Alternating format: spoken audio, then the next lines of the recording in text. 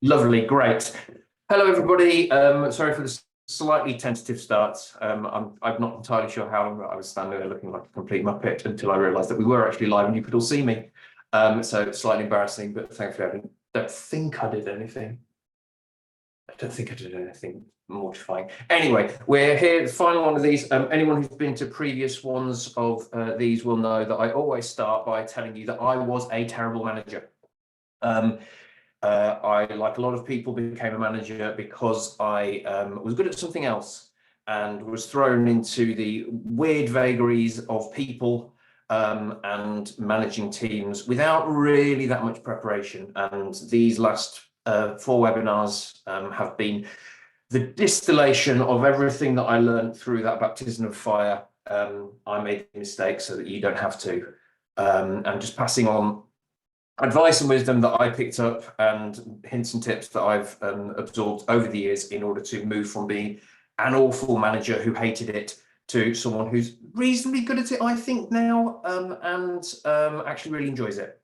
And having moved in the last few years away from people management and then tentatively back into it, I do miss it. I did miss it when I'm not doing it, and it is something that I find is in quite a rewarding experience now that I kind of understand what I'm doing. Yeah, drop questions in the Q&A if you have them as we go along. I'll try and address them in the moment if it seems like the right thing to do. But let's get going. We're talking about change today, and change is one of those things where organizations don't often think about change, but everyone knows that change is essential in organizations. Everyone knows that organizations that don't change become irrelevant, that especially in the modern world with technology moving apace, that change is essential. Change is the way that organizations something that organizations have to do, whether it's lock, stock and barrel transformation, or if it's just incremental change, keep just trying to keep up with competitors, keep up with the pace of legislation and technology and so on and so forth. Change is essential for businesses to survive.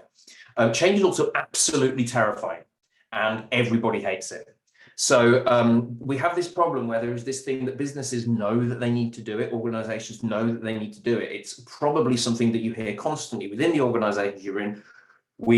Change is the only constant, phrases along those lines, and words like transformation get kicked around an awful lot. But everybody hates it and is absolutely terrified by it. And that's something that that's a circle that we as managers somehow have to help square.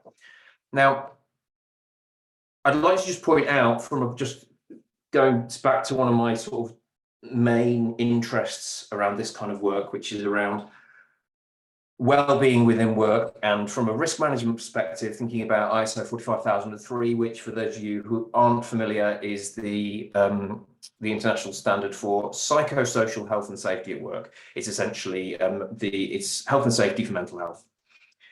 ISO 45003 specifically calls out change, organizational change, as an area of psychosocial risk.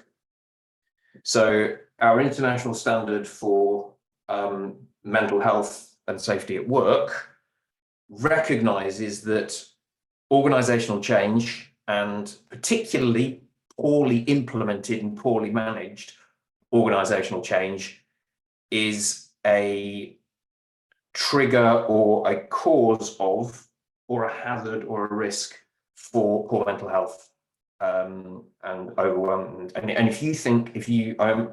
I'm assuming most people on this call have lived through one or more changes within their organizations.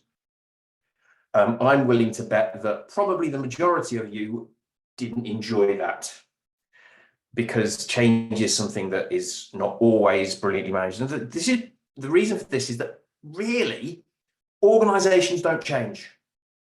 The organizing itself doesn't change. The people within the organizations change. In order for an organization cannot change if the people in the organization don't start doing something differently.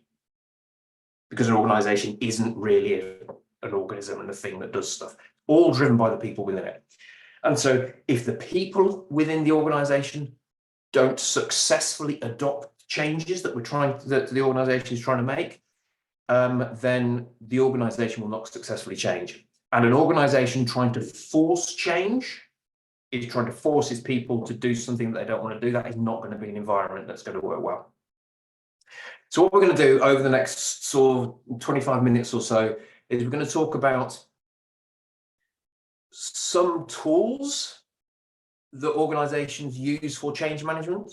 We're going to think a little bit about what change management looks like within organizations. What does that mean for managers? I would just like to get a little bit of a sense, though, from some of you around, have you, just pop in the chat or in the Q&A, depending on what you can see, have you experienced that? Have you, does that sound something like something you recognize? Have you lived through a change? Are you currently going through a change?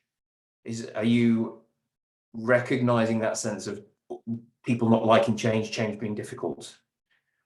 Just so that I know that I'm not talking complete nonsense.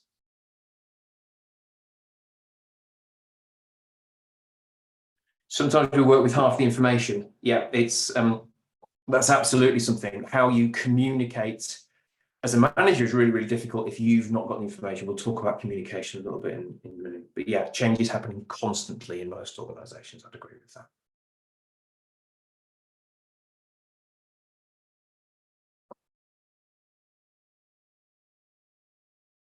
Number of organizations do not embrace change. Interesting, I would agree that there are organizations who would like to try and plow on regardless. But much of the time you then end up in a situation, and having been in one of those organizations where you're trying to carry on with what you were doing and not embracing change, ultimately something will happen that forces you to change. And if your leadership aren't open to that either, then that's only going to cascade down in the business. So agreed, that's this kind of thing that that's the sort of thing that can really cause problems. Yeah, I think there's definitely something about information. We'll talk about how you as managers can support your teams through changes, and also how, when you want to make changes in your teams, what does that look like? Okay, so let's move on. We talk a lot about change needing to take people on a journey through change. And what I suppose we mean by that a little bit is that for the most part, you want people to feel like the change is being done with them rather than to them. Okay, that's the skill, that's what we would get referred to as change management, is that art of making people feel like they are part of the change rather than that the change is being done to them. What I would say is that much of the time, the people element of change is completely missed by in change programs. You'll have a project manager making sure that the systems are all being put in place. You'll probably have some business analysts in there making sure that whatever changes are being done or whatever processes are being managed well, and nobody's actually thinking about how are the people going to do it. No one's actually thinking about what are people going to, how people are going to respond to that. And as somebody who has been involved in changes, from completely changing the process by which the organization does its internal reporting and changing lots of systems, through to just moving some desks around, no change is an easy change. And actually, the smaller you think the change is going to be on the people you talk about it, the bigger a shock you've got coming. I thought it was going to be really, really straightforward to slightly relocate my team about 10, 15 meters along the floor. But no, where people sit is second possibly only to how much they get paid in the things that really, really get them riled up about change. So let's just accept all change is difficult. Nobody really likes change, no matter how small, and we have to take people on a journey in order to help them engage with the change, understand the mechanism of the change, and understand how they fit into the change. Some of you will probably have seen this. This is the Kubler-Ross trauma curve, or the change curve, or the grief curve, and it is often rolled out as the journey that people go through when they are going through change. Now, I don't know how familiar you all are with this, if you've seen it or not. This is supposedly the journey that someone goes through when they discover that change is happening. And initially, they will deny that the change is happening, or that the change is going to affect them. And at that point, actually, it's weird. They get a little motivational lift and everything. They feel much better about it, because they're just like, blah, blah, blah, blah, blah, blah. This is nothing to do with me. Then, as it becomes obvious that actually things are changing, people start to get frustrated, and they start to get annoyed, and they start to get demotivated, and that sort of bottoms out in a it's called it depression on the chart here. Anger, it's sometimes marked out as people get really, really cross. And then as they come out of that, they'll start to accept the change. And the idea is that once they come out the other side of it, they integrate themselves into the change, and they are more motivated than they were before, because they've gone on this journey. This is... it's problematic in a few ways. It's not, it's a model. And as whoever it was said it, all models are wrong, but some are useful. And this is how I would think about you approaching this. People do go through emotions when they are faced with change. People particularly go through emotions when they feel like change is being done to them. And the way that you, but this is not a hard and fast rule. Not everybody will go through all of these steps in this order. And it's a little bit problematic, because the change curve started out as from research, or was born from research around people who had recently discovered that they were terminally ill. And it was the stages of acceptance that they went through around that change that was going to happen to them. So it's a very, very famous model. But it's got it came from a very specific place. And whilst it is useful for us to, as an heuristic, to say people go through negative emotions during the process that during the process of discovering that change is happening, we shouldn't be treating it as a roadmap. We shouldn't be treating it as a hard and fast set of rules, and we certainly shouldn't be expecting that everybody is going to advance along this line in the same way. What it is useful for is just thinking about the levels of, like, how as managers we might think about people who are at different stages of accepting a change. And so if people are in denial that this thing is happening, then communicating with them around the reasons for change, the fact that the change is happening, how the change is going to look in real life, is a good way of starting to move them along the curve. Because what you're trying to do, if you're taking this curve as the way that change works, you're trying to move people to the right in the most sensitive way possible, and not letting them sit at any one place for too long. Then you've got to sort of spot when they come out of the denial phase and into getting frustrated and depressed, and thinking, okay, well, then you're listening and you're supporting them. You're as a manager, you're moving away from this change is happening to, well, how are you feeling about the change, and what do you need, kind of conversation. So it's more the empathic manager at this point. It's more that the manager, the listening and supportive manager that you need to be for people who are sitting in that part of the change. When people start to accept it, that's when you can be the more coaching manager. This is where you can start to give people a little bit of space, give them a little bit of guidance, but allow them to experiment and play a little bit, and start to kind of go, okay, well, maybe this isn't so bad, and maybe I can try this.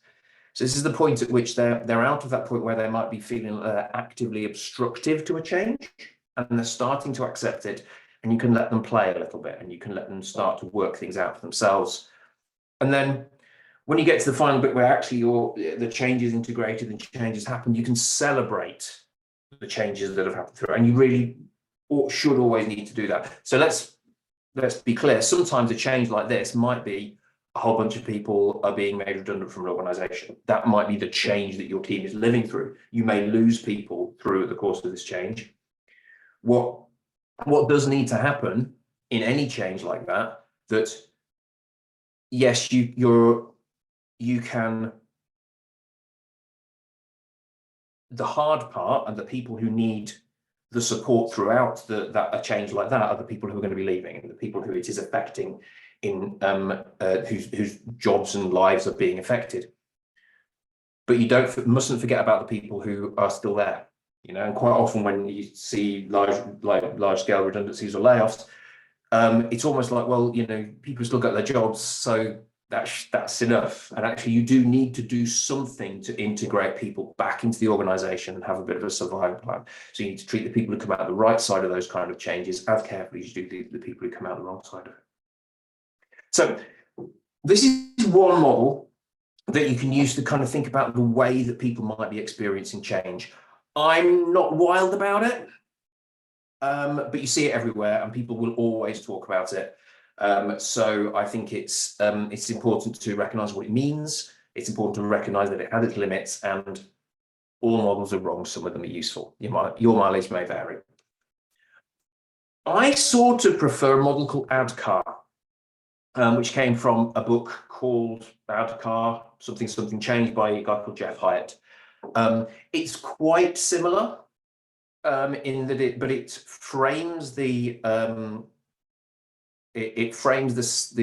phases of the movement that people might go through in a slightly different way, in a way that I find slightly more accessible to think about what I need to do for people. So it starts with awareness of the change. So are the people is the person you're dealing with, are the people that you're dealing with, are they aware of the need to change? And that would come through in, as there's a couple in the there's a couple of in the comments here about direction from above. Why is this change happening? What's the point of it? How's it going to help? Awareness for change is so are people aware of why the change is happening?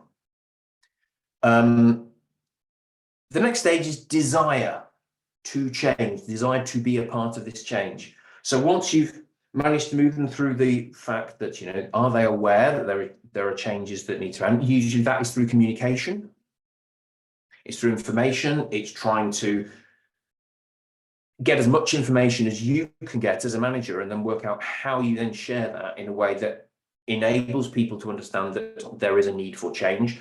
You then need to, then it's around, have they got the desire to change? Are they on the change bus or not? And some people won't be, and this is why when we go through change things, you either lose people from an organization, or you lose the motivation of people from an organization because they don't have that desire to change. So starting to understand, and we'll talk a little bit about how you can do that in a while, starting to understand how to enable this person's desire to be a part of the change. What's in it for them? And this is the thing that a lot of organizations overlook, is that yes, there may be brilliant business reasons for changing, but what about the people who are going to be involved? Once they've got the desire to change, then it's about knowledge. So they've said, yes, I want to be able to change. I want to be a part of this change. I want to be a part of this organization going forward. I want to take advantage of the thing. What do I need to know in order to be able to do that? Now I've got the desire. What do I need to know? Maybe I need some new skills. Maybe I need to, maybe I just need to understand a little bit more about what the organization is going to look like in advance. So this again is you're moving from a listening, supportive, communicative manager now into a coaching and developing kind of manager, as you're building the knowledge that people are going to need in order to embrace their new roles post the change. That knowledge will then turn into ability. Have I got the abilities that I need? So I've got some knowledge, and now I'm starting to build some skills. So They know why the change is happening. They want to be a part of the change. They've got the knowledge that they need to be a part of the change. And now they're building the capability that they need in order to be able to do their new role. And then finally, that can be reinforced so that things are better now. The things that we needed to, we can see why that change needed to happen.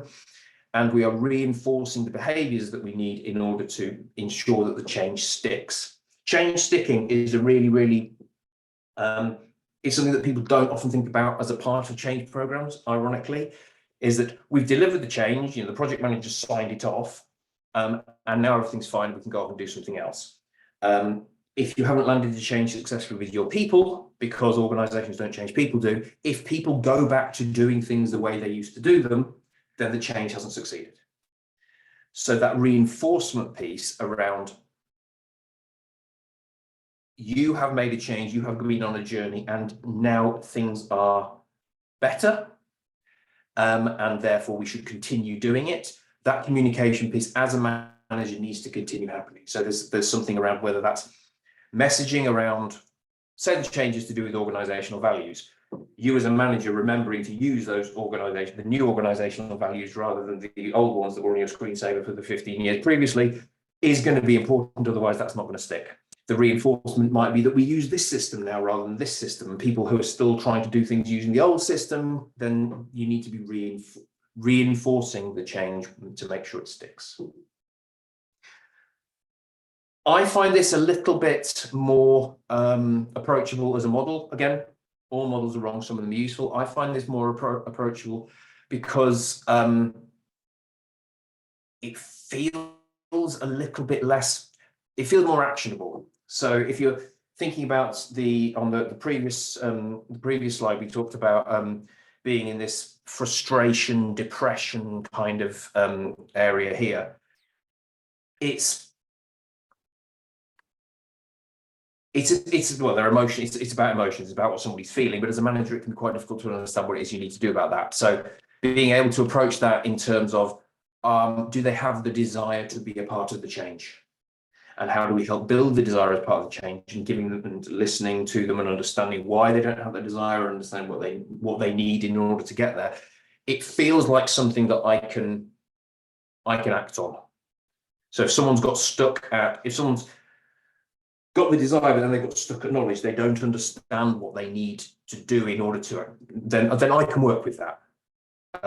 So it's a personal thing. I find this model a little bit more approachable.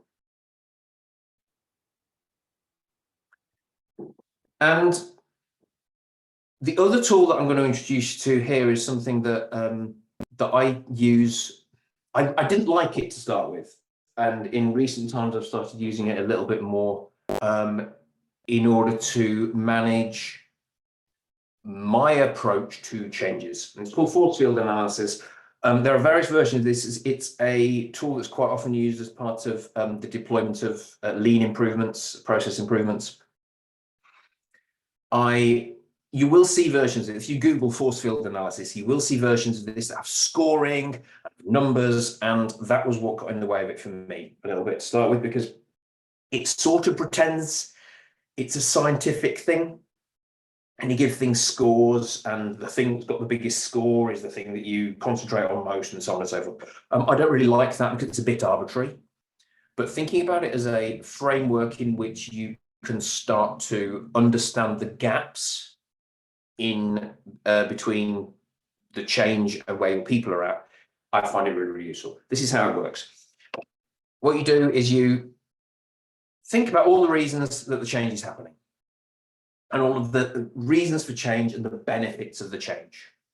So let's say we're making a change in this organization, and the organization has chosen to make these changes because they're going to lead to improved efficiency in the organization, and we're going to give a better customer experience, and there's going to be all these opportunities across the organization for people to develop new skills. All that sounds brilliant, right? So why wouldn't somebody want to do it? Well, we can find that out by actually asking them. And what I find fascinating whenever I do one of these force field analysis is just how very, very different the people who are sitting within this change, who haven't been involved in weeks worth of workshops pre-launch, and they're starting to get this information, quite how different their outlook is. And I think this is something that a lot of leadership teams and change managers and change teams get really sort of forget, is that they've already gone on a bit of a journey because they've been involved in the planning of this change before it gets launched out to the wider organizations. Your job as a manager is then quite hard because you're receiving this sort of fait accompli of this change is happening from people who've already been on their own little journey, and then you're expected to land it with your team. And you're given this list of the reasons for change. Well, these are all the benefits. These are why we're doing the change. Great. And you sit down with your team and they kind of go, well, but does that mean we need to move desks? Or maybe we're moving offices? Or maybe we're going to like move some things around in the name of efficiency. It's going to make things different. People don't like change. People don't like really, really small changes. You can't see it because I've got a virtual background on, but I'm decorating this room at the moment, and it's absolutely doing my head in because things aren't where I expect them to be, and I have to take my shoes off when I go outside so I don't tread everything all over the place. This change is really, really messing with my head. People have routines. People don't like their routines to be interrupted. They find it quite, because they have to think more. You know, it's cognitively hard. So surrounding a good, or maybe it's maybe I might lose my job. Will I lose my job if we're bringing in this new system and we're maybe offshoring something that I might have my job at risk? Some people won't necessarily go there straight away. Some people will go there straight away if that's not been really, really clearly signposted, or it hasn't been discussed. Then people will be thinking about that. Some people might be worrying about the opportunity to develop skills. To some people, that sounds like, well, I've got to learn a new skill. That isn't the carrot that everybody thinks it necessarily is for all people. I remember doing a change within an organization that was quite traditionally top down and hierarchical, had been for a long time, and the change that we implemented gave a lot more, removed some of the micromanagement, and it devolved a lot of responsibility for decision making to the people who were doing the work. And for us, we were all, well, then that'll be brilliant because they'll be able to use their skills and use their knowledge, and to come up with make better decisions. These people were terrified. They hadn't had to make a decision for 12, 15 years. They were always told what to do. So suddenly you take away that safety blanket of always being told what to do, and they're kind of, well, I don't know, that's not something, that's not how I'm not comfortable with that. Okay. So force field analysis is a really interesting way of finding the gap between all of the reasons that the business say the business things are going to be better. The reasons for doing this are big, important reasons for the business. And they will be totally stymied by smaller or more personal reasons not to change by the individuals who need to implement it. So what this force field analysis is really, really great for is it shows the gulf. It shows the gap between what the business is trying to achieve and all of the things that are going to get in the way of it. And that's how you as a manager can start to build your change plan. So if your team are predominantly worried about their surroundings changing and how that's going to impact them on a day-to-day basis, then you can start to think about, well, how are we going to implement that change of surroundings? How are we going to approach that in a way that means these people are not having it done to them, but they're doing it with them? How am I going to address Joanne's concern about the fact that she's got to learn a new thing and she doesn't really want to because she'll be slow at it to start with? You know, what are the techniques and strategies that you can use in order to manage the fact that there might be some redundancies, but we don't know what that's going to be yet, and you know, working that through. But at least you're thinking about those rather than from a point of view of what supports your people, as opposed to looking at from a top down, these are the benefits, this is why we are doing it point of view, because those benefits will not always address the blockers.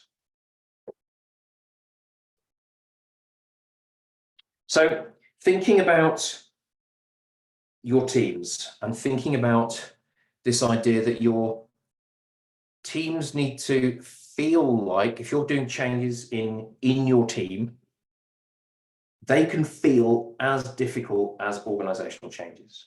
Say you want to slightly restructure your team in order to take a bit of to free up some bandwidth in your time, or maybe your team has grown slightly in order to because of capacity, and you needed to bring a couple of other people, and then you need to slightly change the management structure. Okay, changes that you instigate can have much of an impact as changes that you have to communicate. Okay, and I think this is something that it's very easy for us to forget. Change management isn't just about big transformational organizational changes. As I've said, moving some desks around could be really, really controversial. And you may have to make some decisions as a manager that will result in changes for your team. And do not underestimate how much people hate change. Change is terrifying. So 3 things, and this applies to big changes, little changes, but these are the 3 things that I've found really, really helpful. So let's start with consult early. If there's going to be a change and you are, and you know that it's going to impact your team and you are able to share the information, then consult and share as early as you can.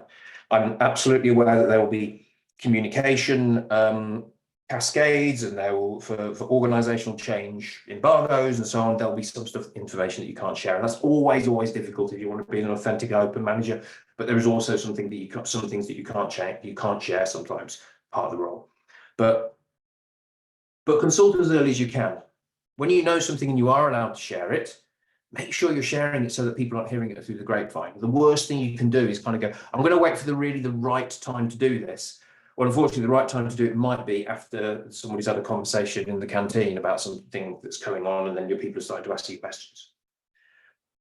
But if it's a change that you want to make, or that you need to make, then consulting, then you've got you've got fewer constraints around that. So you can bring that to your team at an earlier juncture.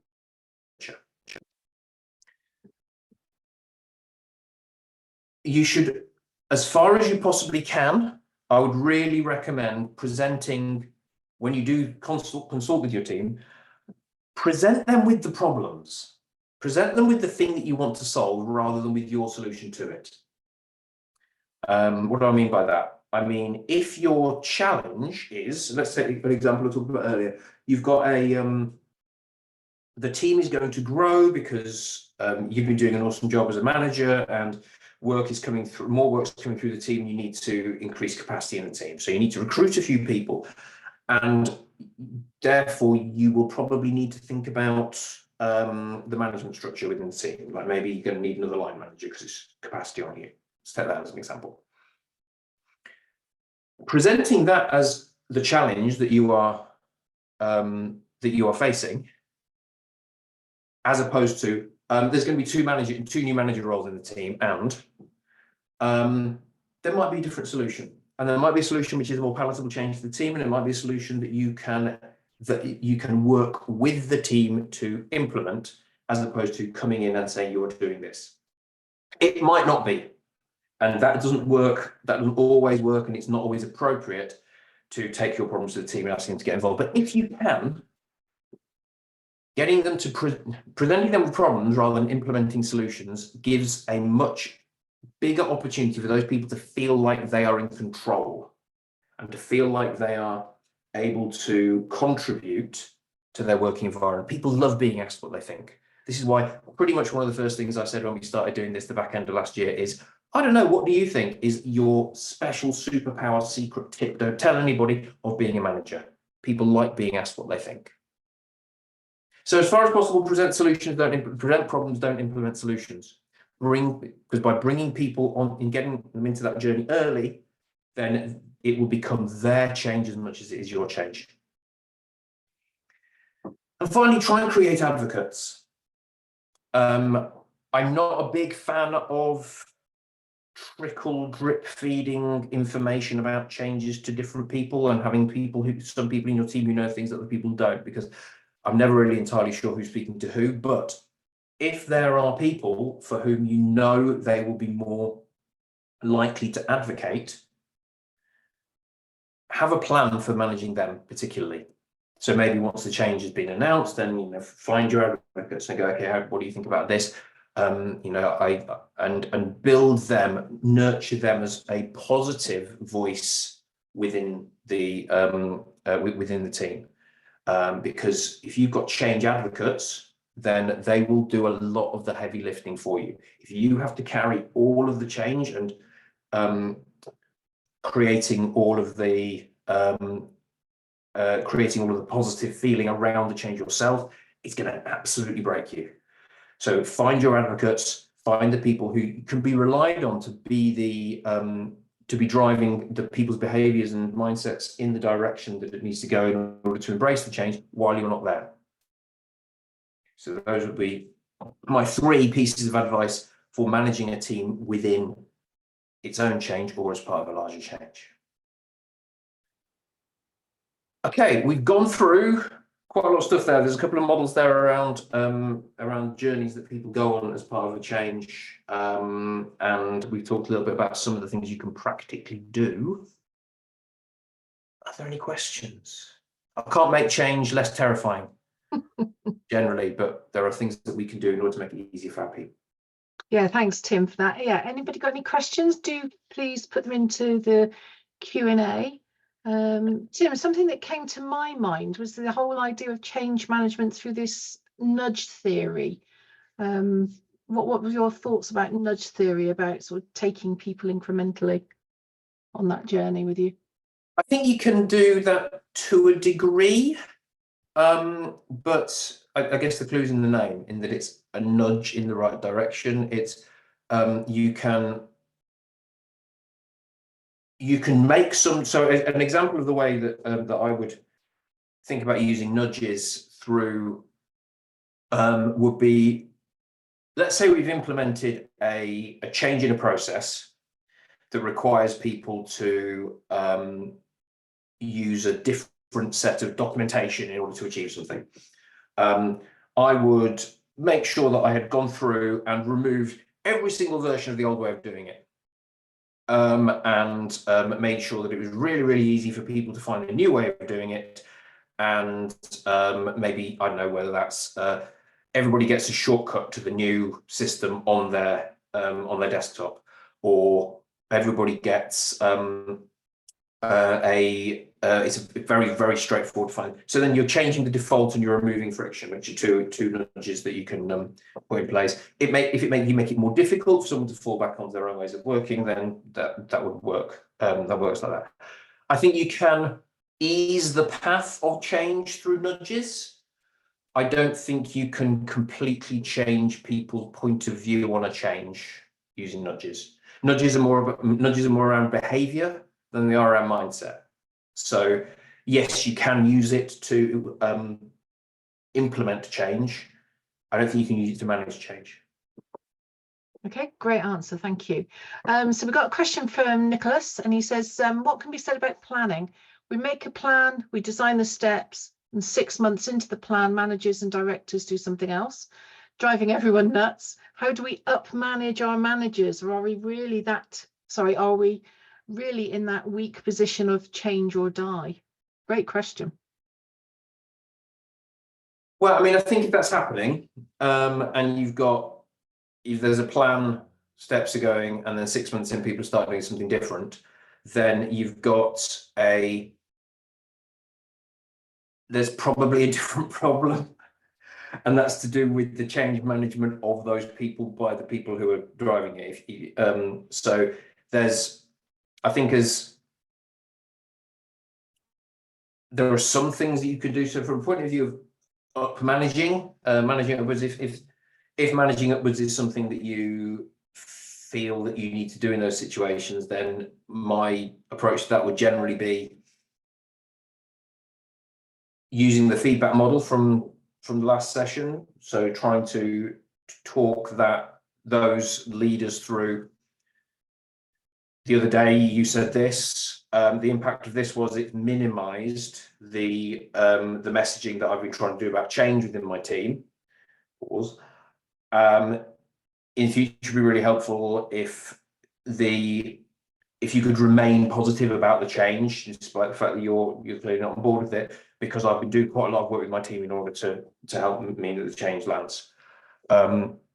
That it is frustrating when that happens. I have lived through that. Generally, that's an indication of something else, and it's how far you want to get into that will depend a little bit on how much investment you have in that change.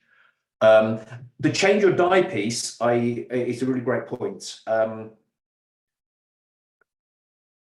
Organizations do not always well establish what they sometimes call the burning platform. Like, what is the reason that we need to change? And that's not something that is always brilliantly articulated. And if that burning platform does not exist, people won't change. So that idea that, so I'll give you an example. I'm just recently trying to, I've been supporting on a process within an organization where they are trying to change a very, very manual paper-based process that has been like it is for probably 20 years.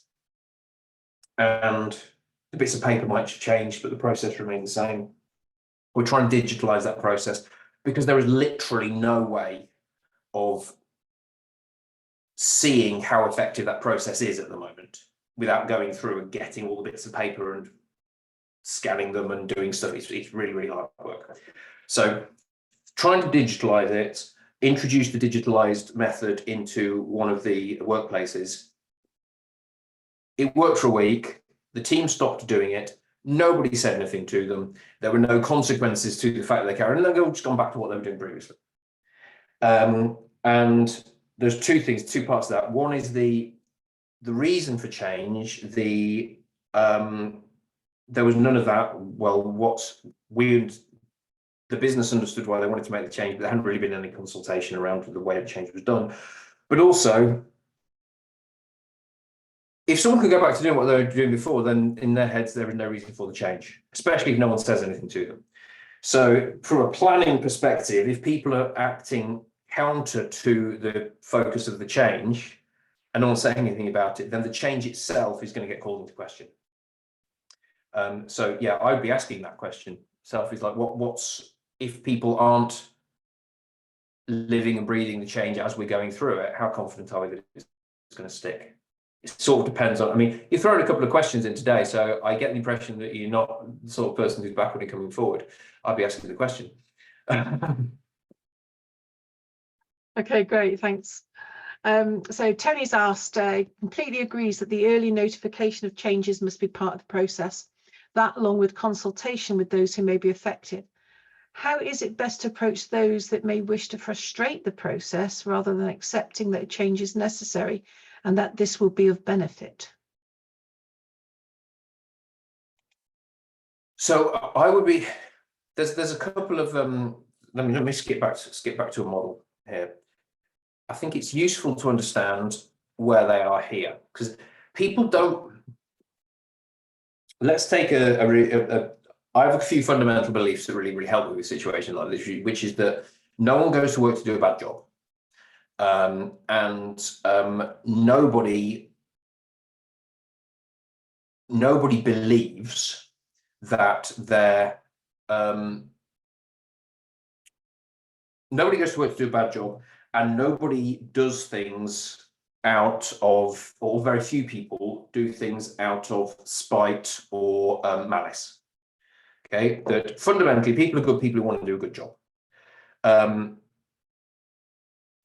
Another way of putting it would be always assume that everybody else is trying to do their best. You know, I find that just personally a kind of more, just an easier, nicer place to be as a person, and it helps me in my interactions with that. So if you take it from that point of view, there'll be a reason that they want to frustrate, that they come across as frustrating the process. They're not doing it because they just want to watch the world burn. You know, there'll be something that has led them to this point where they don't want the change. They don't believe that the change is necessary. And I would be listening to them to find out why that is. And it could be that, well, we've seen these changes happen before and they never worked. It's like, okay, but what makes you think they didn't work in the past? Was where, and starting to draw some of that out. It's going to be a little bit of using that active listening and trying to ask good questions in order to understand what it is that they feel about it. Because if you don't get to that, then it becomes more difficult to counter it with other things. It may well be that they're not interested in changing the way that they work because for whatever of these reasons that they've got, and actually the new organization isn't going to be somewhere that they're going to enjoy working. And in situations like that, if you can't change the person, you might need to change the person. And then you've just got to help them understand, and this can take quite a long time, but actually go, look, this is happening. And if it's not somewhere that you think you'd enjoy working, then maybe we need to talk about what that looks like. That's a really, really hard conversation to have. But there's, and you get to that point by really understanding what's making somebody tick. Because they won't just be being a blocker because they're awkward. There'll be something else at play. Yeah, very much so. Thanks, Tim. So Nicholas has got a comment here. I don't know if you'd like to respond to it, but he said that he thinks that there's a challenge in company cultures in general. Change is mismanaged very often. Attrition rates are massive, but the higher echelons keep having their backs amongst them. And the management paradigm will have to shift to a more horizontal organisation. Hierarchical organisations are so 1980. What are your comments on that? I think it's a very, very broad, very, very broad statement. I mean, I can organise. I can think of many organisations in which attrition rates are not massive. For example, I would agree that company cultures are broad and varied. Traditional hierarchical management structures are not conducive to good change.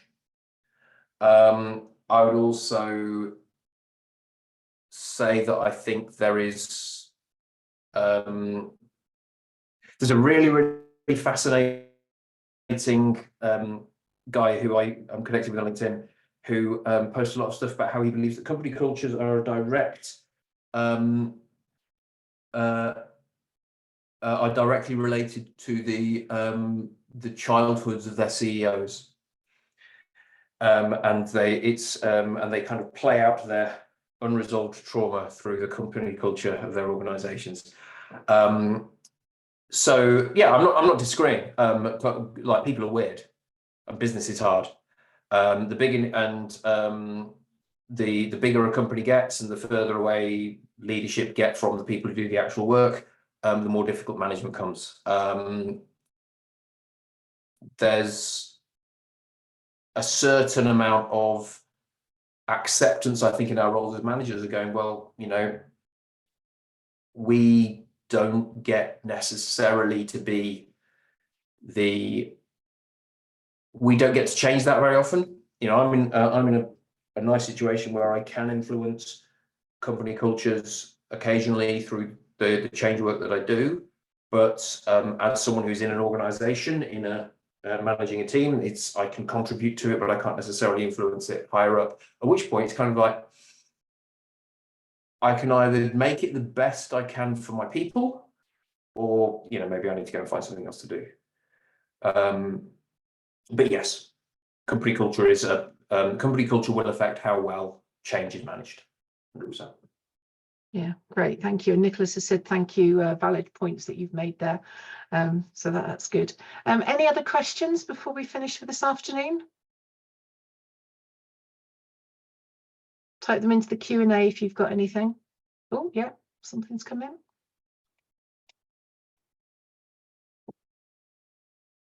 Oh, just a thank you from Tony for the series of sessions, and thank you for thanking me for chairing, Tony. That's really, really kind of you, Oh, despite thanks, you Tony. not being able to get in at the beginning of the session.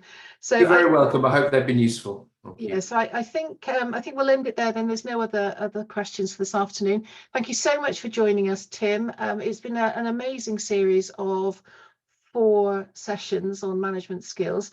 I'm sure we're going to tell everybody that we do have another session planned, which is going to be more like a clinic, where you can ask Tim almost any question, and we're going to start those conversations about getting that session organised for you later this year. So look out for that on the IIRSM website if you're a member in any of the membership information that we send you. So that's it from us for today. Thank you ever so much for joining us. The recording will be on the IIRSM website probably tomorrow. So if you're a member, you can access that at any time. So thanks ever so much, Tim. We look forward to seeing you in the next session, and we look forward to welcoming everybody else to further sessions later in the summer. Thanks ever so much. Thank you, everybody. Bye-bye.